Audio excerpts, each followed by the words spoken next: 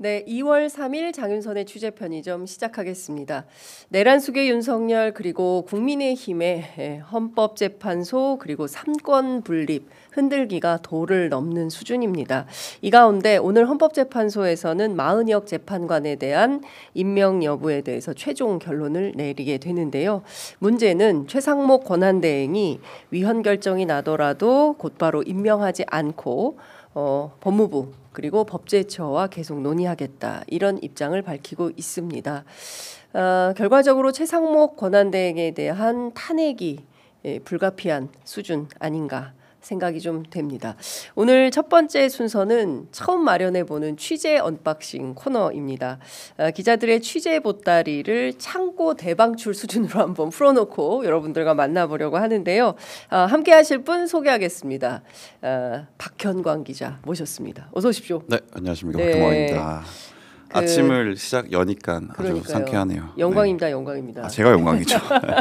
근데 사실 뉴스가 너무 많이 쏟아지기 때문에 어떤 네. 게 진짜 정보인지 가짜 정보인지 구분하기가 어렵고 그래서 많은 애청자분들께서 취재 후토크를 기자들이 진심을 담아서 취재 후토크를 기다리는 이런 경우가 많은데 네. 저희가 오늘 그래서 그 코너를 좀 마련했습니다. 그러니까 가감 없이 사실 그대로 취재한 날 것 그대로 생얼로 다 소개해 주시면 이 코너를 마련하면서 선배께서 소소한 단독을 계속 가져와라라고 해서 부담이 아주 큽니다. 네, 아주 소소한 단독, 뭐가 재밌는 단독들이나 재밌는 소식들을 많이 가져오겠습니다. 네.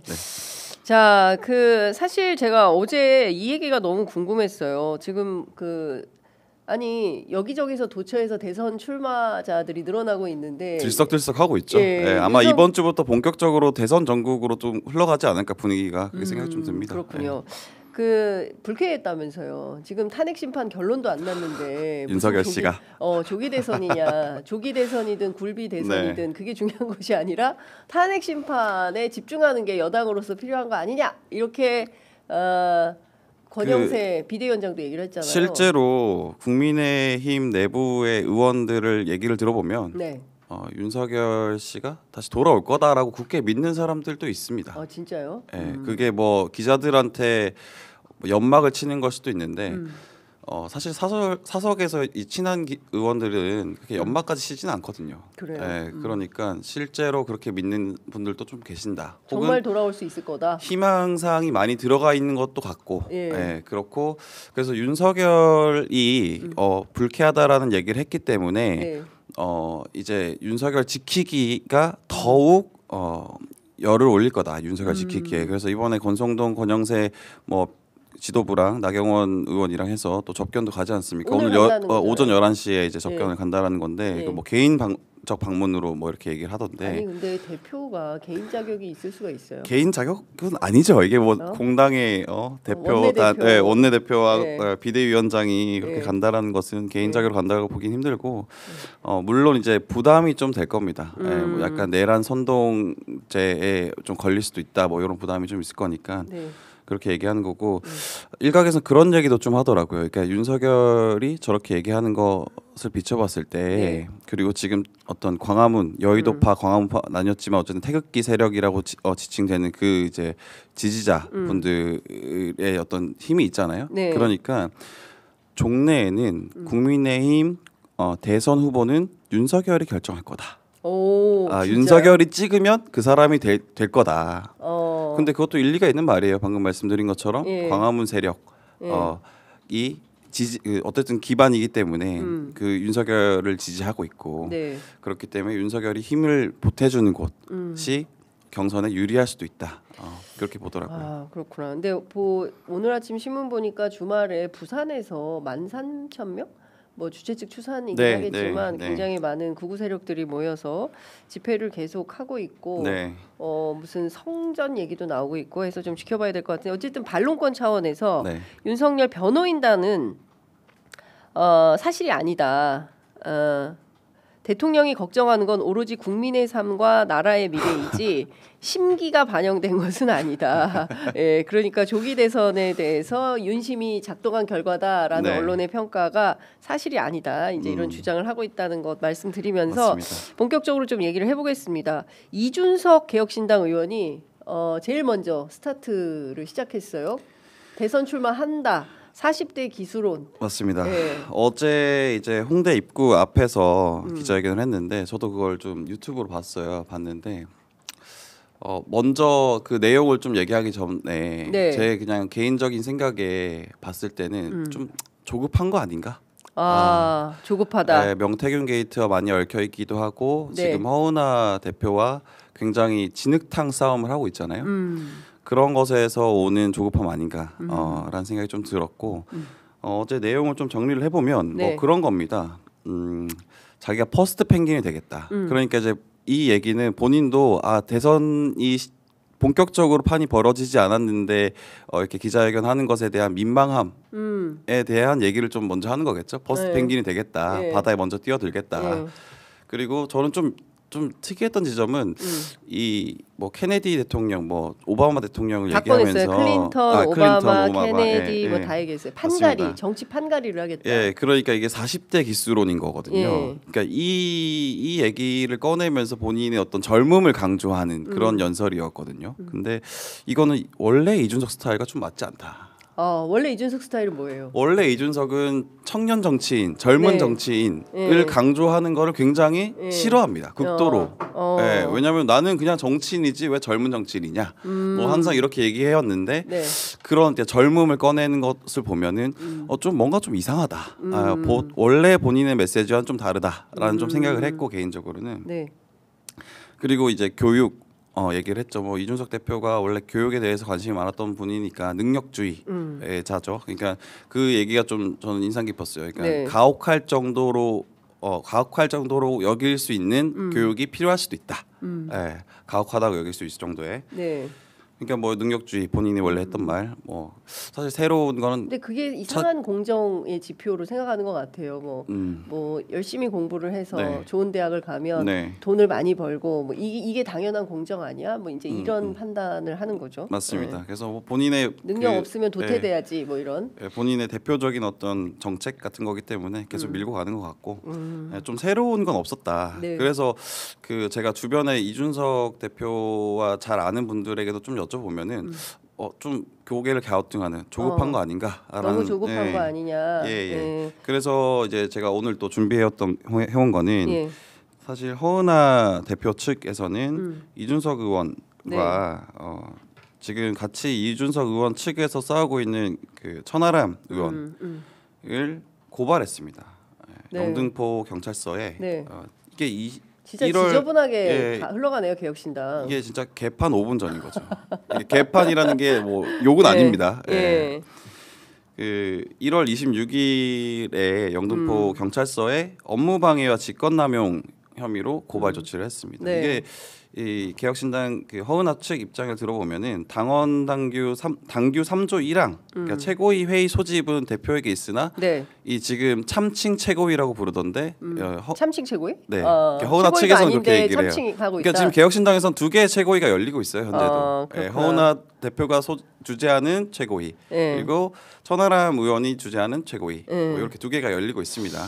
그러니까 저는 이제 이런 게 궁금한데 지금 뭐 영화까지 만들었잖아요. 준수초 의원 뭐 이렇게 해서 영화도 만들고 그런데 이제 그 지난 갤럽 조사에 보면 보수가 지지하는 그 대선 후보들 중에 유일하게 0%가 나온 게 이준석 의원이에요.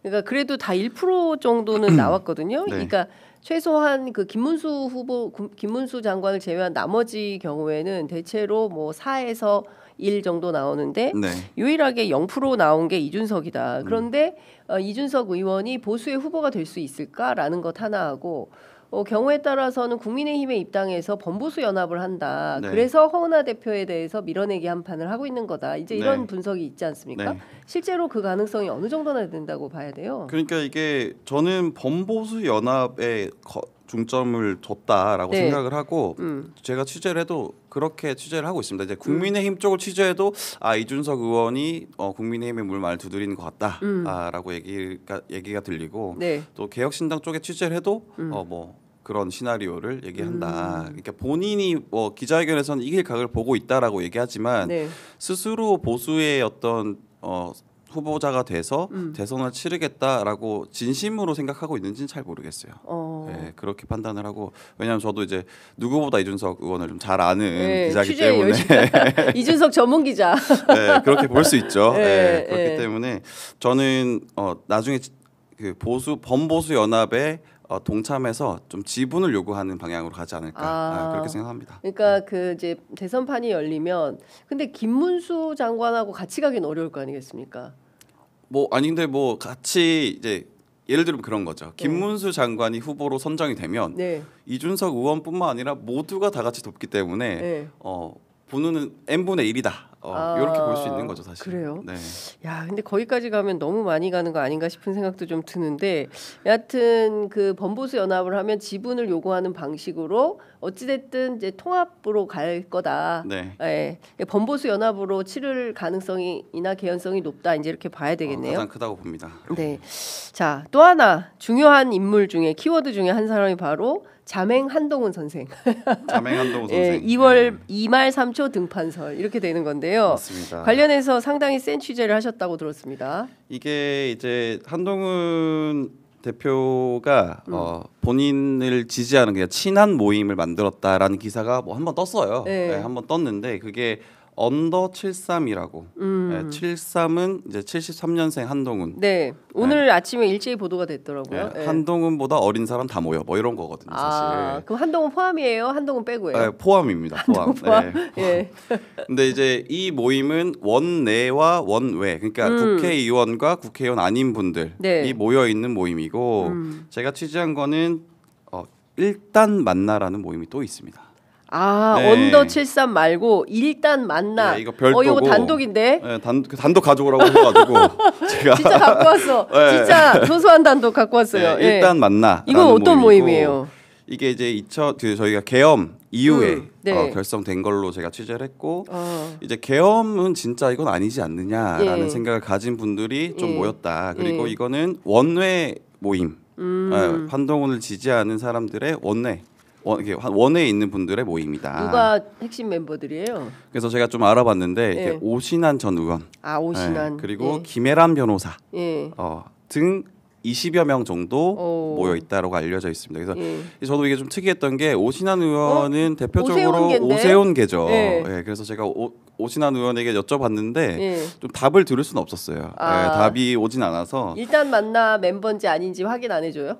이거는 제가 확인을 했습니다. 일단 만나 만나 멤버 멤버. 확인은 됐는데. 요 모임을 예. 주도해서 만든 분들 중에 한 명이다. 그래서 키맨이 그럼 오신환 의원이에요? 오신환 의원 전 의원과 예. 김혜란 변호사. 이제 김혜란 변호사는 좀 재밌어요. 네. 김혜란 변호사는 국민의힘의 춘천, 철원, 화천, 양구 갑 당협위원장. 지난 총선에 출마했었죠. 국민의힘 후보로. 예.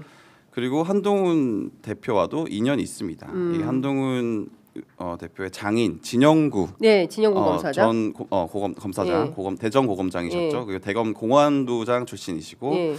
이분의 사법연수원 동기인 제갈용우 전 공판 송무부장의 며느리. 그러니까 쉽게 말하면 어렵다. 장인 어렵지 않습니다. 이렇게 예. 길게 말해서 그렇지 쉽게 예. 말하면 예. 장인 친구의 며느리인 거예요. 장인 친구 며느리. 네. 예. 그러니까 가깝고 그리고 예. 이 장인과 이 김혜란 변호사가 또 학교과 선후배입니다. 그러니까 이게 되게 특이한 이력인 게 뭐냐면 이 두 분 다 어쨌든 율사 출신이긴 하지만 진영구 장인은 서울대 전기공학과 그리고 김혜란 변호사도 서울대 전기공학과. 그러니까 전기공학과 나와서 예. 그 이제 사법연수원 들어오기가 쉽지가 않잖아요. 예. 그런 이제 인연이 있고. 서울대 패밀리네. 서울대 패밀리죠. 예, 그리고 한동훈 지도부에서 대변인을 맡으셨고, 그리고 당원 게시판 논란이 있을 때 한동훈 대표를 적극 비호하셨던. 그리고 이분을 이렇게 설명해서 잘 모르겠지만 네. 한 방에 설명하는 그게 있습니다. 다들 네, 알아듣기 쉽게. 네. 그 지난해 10월에 그 김건희 조롱 논란에 휩싸였던. 그러니까 이게 그때 결혼 20주년을 기념하면서 페이스북에 이 김혜란 변호사가 올렸는데 당시에 이제 오빠 얘기를 하면서 오빠 고맙다 선거운동 결혼 20주년인데 선거운동을 선물로 줘서 미안하고 또 지지해서 고맙다라고 하면서 가로치고 이때 오빠는 우리 집에서 20년째 뒹굴거리 배 나온 오빠입니다. 가로 닫고. 요게 배 나온 오빠는 윤 대통령. 예, 이게 왜 그때 당시에 논란이었냐면 그때 당시에 명태균 씨가 김건희 여사와 나눈 카톡을 공개했을 때입니다. 맞아요. 그때 항상 한참 화제됐을 때죠. 그래서 김건희 씨가 철없이 떠드는 우리 오빠 용서해달라. 맞아요. 그 카톡을 이제 인용해가지고 그렇죠. 패러디했구나. 그렇죠. 그래서 논란이 됐던 그 인물입니다. 그렇군요. 근데 어찌됐든 일단 만나라는, 그러니까 지금 언론에 다 알려진 것은 언더 73인데 이 언더 73 같은 경우에는 그냥 원외 인사가 다 있는. 그러니까 그 언더 73은 한지아 의원도 있으시고. 그러니까 이거는 뭐 공식적인 모임이라고 할 수 있다면 이 일단 만나라는 것은 일종의 이제 비공식 핵심 그 멤버들의 모임이다. 맞습니다. 20명 정도. 뭐 근데 언더 73도 약간 핵심적인 멤버. 그러니까 약간 이게 저는 그런 것 같아요. 한동훈 대표가 오래된 정치인이 아니다 보니까 본인이 가지고 가는, 그러니까 본인이 정말 믿고 쓰는 참모들이 원래 소수인데 그거를 이제 최대한 늘리는 과정이 아닌가. 이렇게 판단을 좀 합니다. 그러면 사실상 대선 그 돌입했다고, 이 사실상 대선 캠프에 준하는 모임이다 이렇게 봐야 되는 거 아니에요? 저 그렇게 보죠. 그러면 지금 제일 먼저 깃발을 든 게 이준석과 한동훈 두 사람이 제일 먼저 출격 앞으로 하고 근데 있다. 이제 지금 당장 뭐 밝힐 수는 없지만 사실 많은 분들이 캠프를 차려놓은 상태라서 비공식으로 캠프를 차려놓은 상태입니다. 어디가 또 조금 더 취재를 해서 제가 다음 알겠습니다. 말씀드리는 걸로 하고. 그리고 언더 73의 모임은 좀 얘기를 들어보니까 이게 그렇게 얘기를 하시더라고요. 그러니까 친한 모임이라기보다는, 친 한동훈계 모임이라기보다는 건강한 보수를 만들기 위한 모임이다. 그렇게 알아달라라고 그 멤버 중에 한 분이 그렇게 얘기하시더라고요. 여기는 좌장이 누구예요? 좌장은 이제 박상수 변호사. 가 그 모임의 방을 만들었기 때문에 처음 그 카톡방을 만들었기 때문에 좌장이 아닌가 이렇게 이제 그 내부에서도 판단을 하시고 있고, 그리고 이제 언더 73 스튜디오라고 해서 유튜브 채널을 2월 시작하고. 중순에 채널을 오픈할 계획이라고 합니다. 그리고 좀 재밌는 거는 이 모임 두 개와 별개로 원내 모임이 있는 거예요. 그러니까 원내 모임이라고 하면 이제 친 한동훈계 의원들이 모여 있는 텔레그램 방. 원래 이게 있었어요. 텔레그램 방 이름이. 제가 이거 잘못 보도했다가 지금 국민의힘 고발당해가지고. 그런가요? 원래 이제 텔레그램이 시작이라는 이름으로 한 19분 정도 있었고 시작 2를 만든 거죠. 근데 여기는 16분이 있는 걸로 제가 파악을 했고 줄어들었네. 3명이 줄어들었죠. 이게 이 3명이 누구냐라고 했을 때 다 말은 안 해주는데 이제 뭐 대표적으로 장동혁 의원이 되겠죠. 왜냐하면 장동혁 의원이 한동훈 대표 사퇴를 촉발시킨 분 아니겠습니까? 그 이제 계엄 이제 뭐죠? 그 탄핵 국면 이후에 가장 먼저 최고위원을 사퇴함으로써 한동훈 대표를 사실상 한동훈 대표의 체제를 무너뜨린 분이시고, 그래서 두 분이 이제 뭐 다툼도 좀 의견 차이도 많았다라고 알고 있기 때문에 이제 그런 분들을 좀 빼고 뭐 김재섭 의원, 한지아 의원, 김상우 의원 등 원래 친한계로 분류됐던 분들이 들어가 있는 걸로 알고 있습니다. 그리고 이게 또 여기가 사실은 이 취재 가장 재밌는 부분이라고 저는 생각하는데 이 주진우 의원, 주진우 법률위원장 지금 국민의힘 법률위원장 하고 계시죠. 지금 국민의힘에서는 아마 가장 좀 비중 있는 역할을 하고 있는 분 중에 한 분인데 온갖 궤변을 다 지금 특히 그 헌법재판관 임명과 관련해서 입에 담을 수 없는 수준의 궤변을 늘어놓고 있어요. 그래서 이제 이 분이 원래 한동훈 대표와 굉장히 가까운 분. 맞아요. 친한계로 알려져 있는데. 친한계로 알려져 있죠. 근데 이분은 그 모임이나 어떤 텔레방에 들어가 있지 않다. 텔레방에 들어가 있지 않다. 뺀 거예요? 못 낀 거예요? 안 껴주는 거예요? 이게 입장에 따라서 되게 다른 시각으로 볼 수 있을 것 같아요. 그러니까 애초에 제가 좀 취재를 해보면 애초에 주진우 의원 같은 경우에는 좀 독자적인 행보를 하려고 하는 어떤 그런 경향성도 있었다. 그리고 원래 이제 지금 모여 있는 친한계 의원님들이 그것을 좀 못마땅했던 거 아닌가라고 취재가 좀 됐고, 그리고 주진우 의원 같은 경우에는 사실 뭐 입장을 좀 들어봤는데 그쪽 입장을 좀 들어봤는데 그런 얘기를 해요. 그게 아니고 지금 당장은 이 탄핵 국면 에서 이걸 막아야 한다. 그것에 집중을 하고 있다. 이제 우리 선배께서 궤변이라고 말했지만 그 궤변을 열심히 하고 있는 거죠. 그러니까 이재명 대표에 대한 비판 플러스 지금 현재의 편향성 그 뭐 대표적으로 마은혁 후보가 되겠죠. 그 편향성을 밝히는 것에 집중을 하고 있어서 지금 어느 계파에 끼고 말고 할 겨를이 없다라는 입장을 좀 보였고 그리고 요 뒷얘기가 좀 재밌는 게 이제 주진우 의원이랑 한동훈 대표가 좀 불화설 두 분의 불화설이 있는 거 아니냐라는 추측이 굉장히 기자들한테서 많이 나왔어요. 이게 왜 그랬냐면 이 한동훈 대표가 사퇴했을 때 그날 저녁에 친한계 저녁 식사 자리가 있었어요. 그 자리에 주진우 의원이 불참했거든요. 그럼 여기서부터 친윤하기로 결심한 거예요?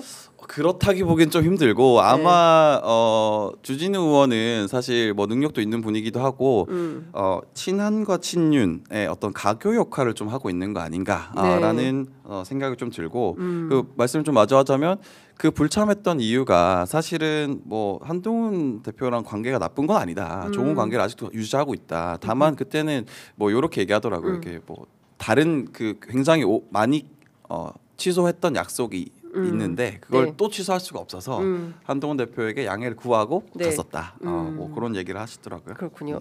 23분이어가지고 시간이 훅훅 가네요. 재밌는 얘기를 막 이런 일이 있었구나 얘기를 듣다 보니까 그리고 요거 하나 좀 짚어놓고 싶은 건 그 한동훈 대표랑 주진우 의원이 견해 차이가 있었던 게 하나 있었습니다.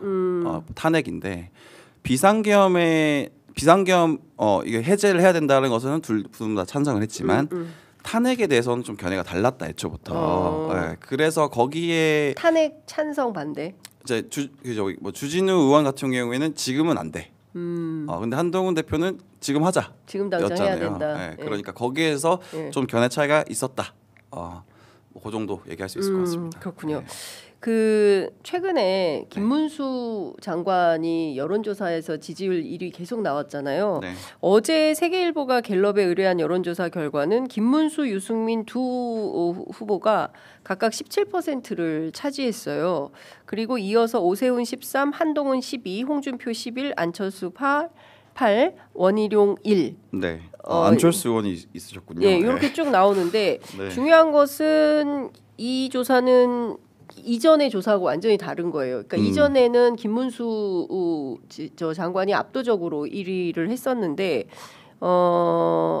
이게 후보 교체나 혹은 뭐 방향이 바뀔 가능성이 있는 거냐.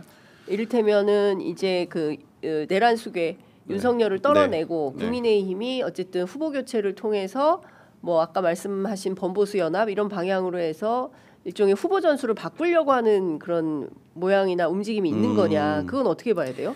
그러니까 이게 아직 다들 몸을 낮추고 있는 상황입니다. 그 얘기를 좀 들어보면 김문수 장관도 좀 들썩들썩 하고 있는데 주변에서 이제 쿠션을 먹여서 이게 약간 전문 용어인데 다른 이제 김문수 장관의 측근을 통해서 참모진을 좀 영입하려고 시도하고 있는 그래서 그 전화를 받은 분들도 꽤 있어요. 그래서 그러고 있는 상황이지만 지금 상황에서 대선 나간다라는 것을 소문나면 안 돼. 이러고 있는 상황이거든요. 그러니까 다들 몸을 낮추고 있고 근데 좀 국민의힘 한 관계자 얘기를 좀 들어보면은 그런 얘기를 해요. 용산은 김문수 장관을 좀 원하고 있는 것 같다. 용산. 근데 용산은 힘이 있습니까? 근데 지금? 그 용산의 주체가 저도 누군지는 잘 모르겠어요. 용산은 모르겠지만 김문수를 원한다. 그 주체가 혹시 김건희가 될 수도 있는 거죠.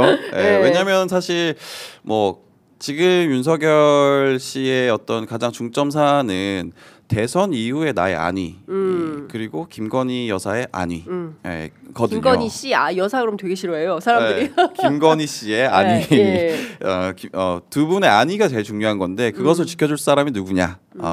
김문수 장관 아니겠느냐라는 말이 나오고 있고.